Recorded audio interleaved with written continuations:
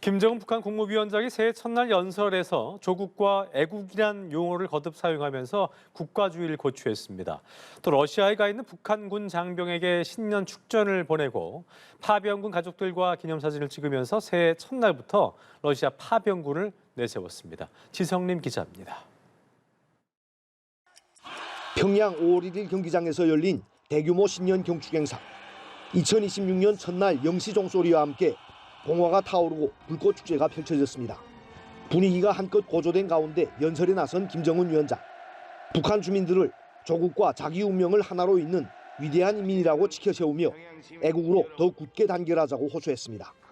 이어 새해에도 국가의 존엄과 권익 앞에 충실하겠다며 국가주의를 고취했습니다. 우리 국가에 대한 끝없는 애정과 무한한 존경, 자긍심을 또다시 한번 모두 다 함께 만세 합창으로 표하자는 것을 제의합니다. 위대한 우리의 조국 조선민주주의인민공화국 만세! 북한 매체에서 2017년 말부터 본격적으로 등장한 이른바 국가제일주의는 김정은 정권의 핵심 통치 철학입니다. 김 위원장은 신년 연설에서 러시아 파병 군인들의 희생도 언급했습니다. 특히 경축 행사가 끝난 뒤에는 파병군 지휘관 가족들을 따로 만나 이들과 기념사진도 찍었습니다. 김 위원장은 러시아 파병군 장병에게 새해 축하 전문도 보냈습니다. 파병 군인들의 희생과 헌신에 의해 북러 동맹 관계가 더욱 굳건하게 다져지고 있다고 강조했습니다. 모두가 안전에 각별한 주의를 돌려줄 것을 당부한다. 그리고 언제나 용감하라. 동무들의 뒤에는 평양과 모스크바가 있다. 한편 김 위원장의 신년 연설에는 대외 메시지가 전혀 담기지 않았습니다. 노동당 9차 대회를 코앞에 두고 애국심을 강조하며 내부 결속을 다지는 데 주력하는 모습이었습니다. 연합뉴스TV 지성림입니다. 북한은 우리나라와 중국이 좀 밀착하는 모습이고 그런 상황에서 좀 어떤 속내를 가지고 있을까? 일단은 뭐 당장 신년 경축 행사에서 김정은 위원장의 모습이 있었고 거기서 나온 이제 신년 메시지들이 있을 거고 또 주회는 김주회가 2년째 또 신년 행사를 참석을 했단 말이죠. 여기에서 좀 일련의 상황들 속에서 읽어낼 수 있는 해석들이 있을까요? 네. 김정은도 작년에는 그렇게 뭐 어렵지 않은 한 해를 보낸 것 같아요. 예. 왜냐하면은 이제 파병을 해서 돈이 계속 들어있고 그 월급만 해도 엄청나거든요. 월급 무기죽 팔고 하는 게 중국의 예년에 대외 무역하는 액수를 넘어서요. 무역 안 해도 러시아 하나만 가지고도 과거에 무역했던 거 이상으로 뽑고 있어요. 남는 장사였네. 네, 뽑고 있고 또 천안문에 가가지고 시진핑 푸틴하고 나란히 서가지고 거기서 한 20개국에서 정상들이 왔는데 거기서 딱 3인자 안에 들어간 거잖아요. 네. 시진핑, 푸틴하고 나란히. 그런 상황에서 그다음에 경주 에이펙에 시진핑이 옴으로써 조금 좀 속상했겠지만 또 트럼프가 또 구애를 하는데 배짱 부리고 또 안 나갔잖아요. 안 만나줬잖아요. 그러니까 김정은의 입장에서 한번 생각해 보세요. 내가 미국의 GDP의 600분의 1밖에 안 되는 나라인데 그런데 미국의 대통령이 만나자는데 거절을 했어. 그러니까 주민들한테 얼마나 잘난 척을 하고 싶겠습니까? 그래서 지금 신년사, 그러니까 어젯밤 12시에 5일 경기장이라고 거기 그 경기장에서 네. 불꽃놀이도 하고 무슨 노래도 듣고 뭐 이제 했는데 주민들도 모아놓고 그리고 러시아 파병한 병사들 그 가족들도 만나고 맞아요. 러시아 파병한 병사들한테 축전 보낸 것도 공개를 하고 무사히 돌아와라. 보고 싶다. 당신들이 무사히 돌아오는 게 나의 소망이다. 유일한 소망이다. 뭐 이런 식으로 막 얘기를 하면서 주민들도 달래고 노고도 취하하고 뭐 이렇게 했는데 근데 지금 약간 속상한 게 우리 대통령이 이제 중국에 국빈 방문 안 되니까 시진핑 주석이 김정은한테 축전을 보냈는데 새해 들었다고 이제 친서를 보냈는데 네. 짤막하게 단편으로 보도만 했어요. 내용도 공개를 안 하고. 기분이 좀 안 좋은 거죠 지금. 미친 겁니까? 약간 속상한 거죠. 네네. 그리고 또 중국에다가 약간 경고도 주는 거죠. 너무 이재명 대통령하고 너무 친하게 지내면 나 속상해. 근데 이제 아까 제가 말씀 안 드린 것 중에 하나가 우리가 중국하고 일본과의 관계도 뭐 중요하지만 중요한 거는 지금 금년에 트럼프가 4월 달에 베이징을 가고 그 시진핑의 역할이 우리 대통령이 지금 세상에서 평가하기를 시진핑 주석을 만나가지고 북중 관계가 긴밀해졌잖아요, 작년에.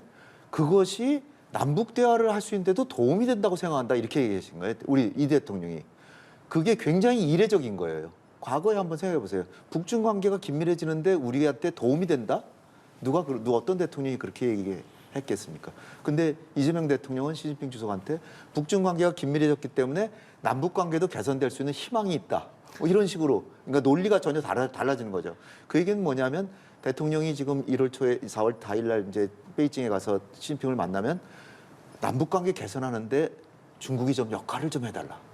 그리고 또 이례적으로 지금 북중 간의 관계가 좋아지면서 중국이 비핵화 얘기를 거의 안 하고 있거든요.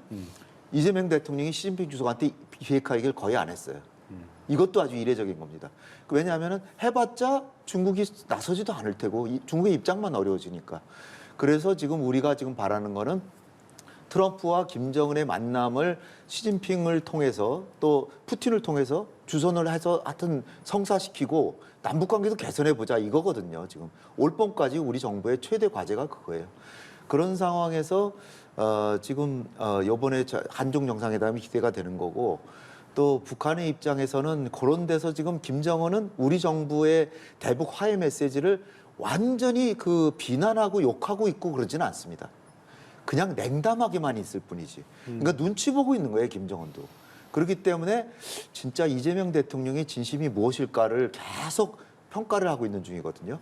그런 상황에서 시진핑 주석하고 하는 얘기도 김정은이 솔깃하게 기울일 거란 말이죠. 그럴 때 우리가 우호 메시지를 보내면서 중국 북중 관계 개선하는 거 좋다. 뭐 이런 식으로 계속하면 김정은도 우리하고의 대화를 한번 생각해 봄직하지 않은가. 예. 그런 상황에서 통일부 같은 경우는 이산가족 상봉 뭐 이런 것도 해보려고 그러는데 이산가족 남북 간에는 지금 되게 어려우니까 일단 재미동포 중에도 이산가족이 많거든요. 재미동포들도 그 원산 같은 데 가서 이산가족 상봉을 했으면 좋겠다. 또 중국의 관광객이 한국으로 와가지고 속초나 그쪽을 통해 가지고 원산에 방문해서 북한도 구경하면 좋겠다. 맞교류도. 이런 얘기를 하고 있거든요. 그러니까 우리 정부의 지금 초미의 관심은 올 봄에는 남북 관계 개선에 최소한 단초를 마련한다. 거기에 있다라고 좀 봅니다. 예. 그렇군요. 아무래도 이제 새해를 시작하면서 보이는 행보는 앞으로의 방향성을 보여줄 예. 수밖에 없을 텐데 그런 점에서 북한은 지금 어떤 생각을 하고 있을까? 그리고 김주애도 이제 신년 행사 현장 시찰 계속 드러내고 있으니 혹시 공식 직책도 조만간 맡을 수 있지 않을까? 뭐 이런 시선도 있는 것 같습니다. 함께 여쭤보겠습니다. 일단 저는 좀 황당했던 게 새해 첫 행사인데 이게 인민군 파병 행사거든요. 그러면은 이게 뭘 의미하느냐? 그렇게 봤을 때 인민군 파병을 지금 계속 강조하고 지금 저 파병 행사가 지금 셀 수도 없어. 몇 번째인지도 모르겠어요. 지금 위로 행사부터. 그럼 김정은에게 저게 그렇게 매혹적인 거냐? 자 보면 올 상반기까지 15,000명 파병됐습니다. 네. 12,000명, 1월에 추가 3,000명. 이게 보충병이에요. 4월에 국정원 발표가 전사가 2,000이라고 그랬거든요. 15,000명 중에. 그럼 보통 전쟁에서 평균 전사 대 부상병 비율이 3대 1이거든요. 그럼 2,000이 전사했으면 6,000이 부상이라는 얘기거든요. 그럼 15,000 중에 절반 이상이 사상을 했으면 이건 괴멸된 거예요. 전멸이에요. 그다음 두 번째, 김정은 본인이 말했거든요. 올 8월부터 공병대가 갔다 지뢰제거. 석 달 작업을 했다. 예. 1,000명이 갔어요. 사진 찍어 보니까 1,000명이 좀 안 되더라고요. 올 1,000명 간다고 그랬어요. 국정원도. 근데 전사자가 9명이에요. 지뢰 제거 하는데 석 달 동안 9명이 전사했다는 얘기거든요. 그럼 여기도 부상병은 더 많을 거거든요. 그러면 지금 거의 피로 물드는 인민군 파병이거든요. 그런데 이번에 북한의 핵심 잠수함 공개한 거 보면 이 기형적이거든요. 쉽게 말하면은 아주 괴기스러운 모습을 그러니까 운전 제대로 작동할 수 있을 외형이 아니에요. 지금 크기를 보면 그 세일부터 시작해서 이 얘기는 러시아로부터 제대로 기술을 못 받았다는 얘기거든요. 러시아가 원자로를 제공할 가능성은 희박하고요. 그래요. 왜냐? 그럼 그건 미국을 장악하는 건데요. 그다음 우리한테도 선을 넘는 건데요. 그럼 우리가 우크라이나 살상 무기 제공할 명분이 생기거든요. 또 하나는 경제적으로도 지난해 북한 대외교역의 98%가 중국이거든요. 그러니까 지금 향후에도 북러 밀착을 계속 가져가겠다 그런 메시지를 보냈지만 네. 김정은의 속셈은 편치는 않을 거다. 그리고 이번에 계속 그랬거든요. 다시 가족과 상봉할 날을 고대한다고. 근데 러시아는 지금 더 오라고 그러고 있거든요. 그 쿠르스크 지뢰 제거한 쿠르스크 주지사가 다시 돌아오라고 러브콜 보내고 있거든요. 그러니까 러시아에 대한 압박도 되는 거죠. 네. 제대로 달라는 거죠 지금. 그렇기 때문에 지금 홍 원장님 말씀하셨지만 조금 기분 나쁜 게 아니라 이 대통령 가는 거 굉장히 기분 나쁠 거예요. 지금 자기는 리창 총리 보냈고 2번이나 2달 만에 북중 정상회담이 있거든요. 그렇게 보면 지금 대외 메시지가 안 나온 것도 그런 딜레마일 것 같다 이렇게 보고, 뭐 김주혜는 뭐 직함 얘기가 나오는데 김주혜가 2022년 11월 처음 나왔거든요. 네. 만 3년 넘었어요. 예. 근데 조선중앙텔레비전에는 600회가 나왔습니다. 12월 초 기준으로. 네. 왜냐면 기록료가 매일 나오니까. 네. 근데 한 번도 김주혜라는 이름을 아나운서가 발언한 적이 없어요. 왜냐? 김주혜 직함이었거든요. 아. 그러니까 2013년생이니까 12살짜리한테 직함을 줄 수가 없거든요. 그러니까 직함을 부여할 때, 그러니까 김정일은 74년, 공식적으로는 80년, 김정은은 2010년 9월에 당중앙위원회 부위원장 별 4개 달거든요. 네. 그럼 이름이 공개되거든요. 근데 김주혜 딜레마 사랑하는 따님, 존경하는 자제분 뭐 이 정도거든요. 그 이번에 고차 당대회 때 직함을 주느냐? 13살 차인데 어떻게 줍니까? 그럼 이 딜레마 주기, 그러니까 가능성은 남아 있지만 주기가 매우 뭐 어린이 회장 줄 수도 없는 거고. 그러면 지금 이제 유력한 자리가 2021년 이제 1월에 8차 당대회 때 제1비서직을 신설했거든요. 예. 총비서 다음에 그러니까 김정은이 총비서고 제1비서 다음이거든요. 그게 누구냐? 김여정이냐? 뭐 최령이냐? 지금 비어 있거든요, 동안. 그럼 주면 이 자리 줄 거거든요. 근데 북한의 노동당의 제일 중요한 게 총비서고 두 번째가 김주혜인데 김주혜 저러고 다녔다고 제1비서 준다? 그럼 지나가는 진짜 소도 없거든요. 그러니까 주고는 싶을 텐데 알겠습니다. 주기 어렵다, 딜레마다. 예. 이렇게 볼 수 있죠. 지켜보도록 하겠습니다. 재밌는 것 중에 하나는 네. 어저께 12시부터 이제 행사를 했는데 김주혜를 가운데 앉히고 김정은하고 이설주가 양쪽에 앉았어요. 그랬어요. 중앙에 김주혜를 앉혔어요. 그것 때문에 분석들이 나오고 있는 건데. 그거 참 예. 저는 아주 특이하게 봤습니다. 알겠습니다. 두 분의 전망을 통해서 뜨겁게 달아올 한반도를 좀 예상해 볼 수 있었습니다. 북한 김정은 국무위원장이 9년 만에 가장 많은 공개 활동을 소화한 것으로 집계됐습니다. 대내 활동뿐 아니라 다자 외교 무대 대비 등 대외 활동도 활발했는데요. 북미 대화 입장 등 내년 초 9차 당대회에서 밝힐 전략 노선과 대외 정책에 관심이 쏠리고 있습니다. 박수주 기자입니다. 지난 25일 북한 방송이 공개한 지방공업공장 준공식. 김정은 동지께서 준공 TF를 끊으시었습니다. 같은 날 북한은 신형 장거리 대공 미사일 시험 발사와 자신들이 건조 중인 8,700톤급 전략핵 잠수함도 전격 공개했습니다. 경제, 국방발전 5개년 계획의 마지막 해인 올해 김정은 위원장의 공개 활동은 130번을 넘어서 9년 만에 가장 많았습니다. 그중에서도 눈에 띈 건 외교 활동. 올해 5차례 정상회담을 가졌는데 남북, 북미 대화가 활발했던 2018, 19년 이후 가장 많았습니다. 러시아와 밀착을 유지하며 중국과 관계 회복에 나섰고 당창건 80주년을 계기로 라오스, 베트남과 회담하는 등 외연 확장도 시도했습니다. 북중러의 협력을 상징적으로 보여주는 것, 그것이 가장 핵심적인 올해 한해 활동으로 볼 수 있겠죠. 이른바 글로벌 사우스나 아세안, 동아시아 국가들을 상대로 보다 적극적인 외교 행보를 보여줄 수 있다. 군사부문 일정은 지난해보다 다소 줄었지만 핵, 미사일 등 무기 개발 활동으로만 따지면 늘었습니다. 올해 북한의 무기 개발 관련 활동은 총 40건으로 2022년 이후 처음 증가했습니다. 특히 신형 무기들이 대거 등장한 데다 정밀 타격 무기 종류가 다양해졌다는 점에서 질적으로 차이가 있다는 분석이 나옵니다. 김 위원장의 자녀로는 유일하게 공식 석상에 등장하는 딸 김주혜의 행보도 주목할 만합니다. 김 위원장의 첫 다자 외교 무대였던 중국 전승절 일정에 동행한 김주혜는 최근 김 위원장 어깨에 손을 올리거나 앞서 걷는 모습을 보여 일각에서는 9차 당대회에서 직책을 받을 가능성까지 전망되고 있습니다. 연합뉴스TV 박수주입니다. 김정은 북한 국무위원장이 최근 여러 지역을 다니며 지방공장 준공식에 잇따라 참석하고 있습니다. 북한이 내년 초로 예정된 9차 당대회를 앞두고 지방발전 성과를 부쩍 부각하는 중으로 당대회에서 김 위원장의 중요한 치적으로 강조할 전망입니다. 지성님 기자입니다. 북한은 지난 금요일 함경남도 신포시에서 열린 지방공장 준공식 소식을 이틀이 지나 보도했습니다. 행사에 참석해 준공 테이프를 직접 끄는 김정은 위원장.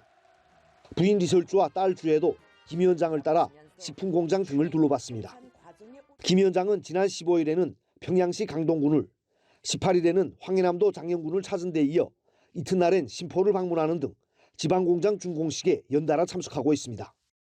김 위원장은 매년 20개 시군에 현대적인 경공업 공장을 건설하는 사업을 10년간 추진한다는 구상을 지난해 1월 제시한 이후 지역경제 발전에 공을 들이고 있습니다. 김정은 동지께서는 지방 발전에 더 높은 목표를 내세우고 전진의 보폭을 더 크게 내짚으면서 한치의 더팀도 없이 완강하게 실행해 나갈 우리 당의 의지와 결심을 다시금 피력하셨습니다. 북한은 지난해와 올해 2년간 40개 시군에 의용품과 식품을 생산하는 공장들이 새로 건설됐다며 이를 중요한 경제 성과로 내세우고 있습니다. 특히 노동당 9차 대회가 코앞으로 다가오면서 지방발전 성과를 자랑하는데 부쩍 열을 올리는 모습입니다. 이는 내년 초 열리는 당대회에서 노동당 총비서로 재추대될 예정인 김 위원장의 치적을 부각하려는 의도로 풀이됩니다.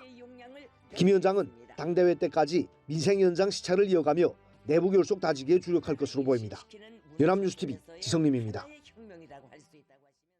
김정은 북한 국무위원장이 평양시 강동군 지방공업공장 준공식에 참석했다고 조선중앙통신이 어제 보도했습니다. 준공식에서 김 위원장은 지방의 비약을 성취하는 사업을 일관되게 밀고 나가야 한다고 강조했습니다. 행사에는 김 위원장의 부인 리설주와 딸 주애도 함께 참석했습니다. 부인과 딸이 김정은 공개 행보에 모두 동행한 건 지난 6월 원산 갈마 관광지구 준공식 이후 약 6개월 만입니다. 특히 주애가 부친과 나란히 서 있는 모습이 다수 공개됐는데 김 위원장보다 앞서 걸어가는 모습도 포착됐습니다. 지난 중국 전승절 때 김정은 북한 국무위원장 못지않게 주목받은 인물이 있죠. 김 위원장의 13살 된 딸 김주애입니다. 김 위원장에게는 딸뿐 아니라 아들도 있다는 설이 있지만 현 시점에서는 김주애가 북한 최초의 여성 지도자가 될 수 있다는 관측이 나옵니다. 박수주 기자입니다. 베이징역에 도착한 1호 열차에서 김정은 위원장 바로 뒤에 내린 사람은 다름 아닌 딸 김주애였습니다. 있는 자리가 곧 서열을 의미하는 북한 의전 체계를 고려할 때 13살 김주애의 지위를 짐작할 수 있는 대목입니다. 통일부에 따르면 김주애가 처음 모습을 드러낸 2022년 11월 이후 올해 9월까지 약 3년간 식별된 공개 활동은 모두 46차례. 이 중 군사 분야가 29차례로 대부분을 차지했습니다. 여기에 김 위원장이 집권 후 처음 나선 다자 외교 무대에도 데려가면서 김주애가 현 시점 가장 유력한 후계자라는 관측에 무게가 실리고 있습니다. 하지만 김 위원장에게 아들이 있고 진짜 후계자는 아들일 것이라는 주장도 꾸준히 제기되고 있습니다. 박지원 전 국정원장과 북한 외교관 출신인 태영호 전 의원은 최근 김주애에게 오빠나 남동생이 있을 가능성을 언급했습니다. 국정원은 8년 전 국회에 김 위원장이 2010년 첫째 아들, 2017년 셋째 자녀를 갖게 된 것으로 추정된다고 보고하기도 했습니다. 하지만 김주애의 존재를 처음 세상에 알린 전 미국 농구 선수 데니스 로드먼 등 김 위원장을 만난 외부인들은 모두 아들에 대해 보거나 들은 적이 없다고 해 근거가 부족하다는 반론도 있습니다. 2018년에 문재인 대통령이 김정은 총비서를 만나는데 그 당시 김정인 총비서 뭐라고 얘기를 하냐면은 내게도 딸이 있는데 딸 세대계까지 핵을 머리에 이고 살게 하고 싶진 않다. 아들이 있다면은 김정은이 내게도 자식이 있는데 자식 세대계까지 이렇게 얘기를 했겠죠. 그러니까 2017년생 자식도 딸이라는 거죠. 김 위원장은 현재 40대 초반의 나이로 후계 구도는 좀 더 두고 볼 필요가 있다는 지적도 나옵니다.